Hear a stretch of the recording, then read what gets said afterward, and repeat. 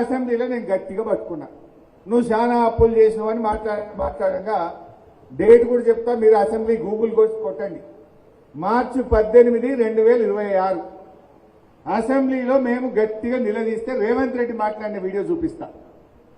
మార్చి 18, 2026 నాడు అసెంబ్లీలో రేవంత్ రెడ్డి మాట్లాడుతూ మా గవర్నమెంట్ 27 నెలల్లో చేసిన అప్పు 3,47,000 కోట్ల 294 కోట్లు అని చెప్పింది. ఈ మాట 5 నెలల కిందది. ఈ 5 నెలలది కలిపితే 4.5 లక్షలు అవుతుంది. 5 నెలల కిందనే అసెంబ్లీలో రేవంత్ రెడ్డి ఏం చెప్పిండో ఒక్కసారి ఆ వీడియో చూద్దాం.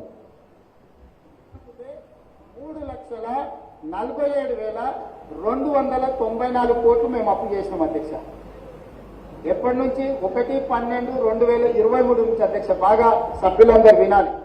28/2/2026 వరకు దాదాపుగా ఈ 27 నెలలలో మేము తెచ్చిన అప్పు 3,47,294 కోట్ల అధ్యక్ష. మేము తెచ్చిన అప్పు చూపల్లి ఎంత చెప్పిండి అలా ఎంత మళ్ళా చూపిన చూపల్లి. రేవంత్ రెడ్డి ఏమన్నాడు?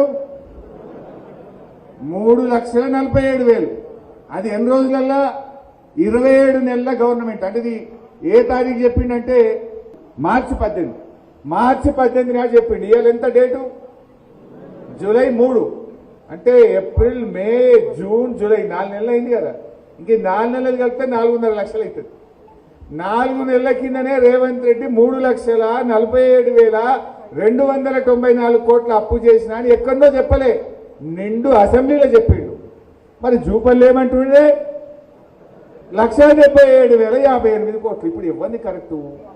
రేవంత్ రెడ్డి కరెక్టా? జూపల్లిది కరెక్టా? మీ రిజర్వ్ బ్యాంక్ ఆఫ్ ఇండియా పే 1,86,000 ఉంది.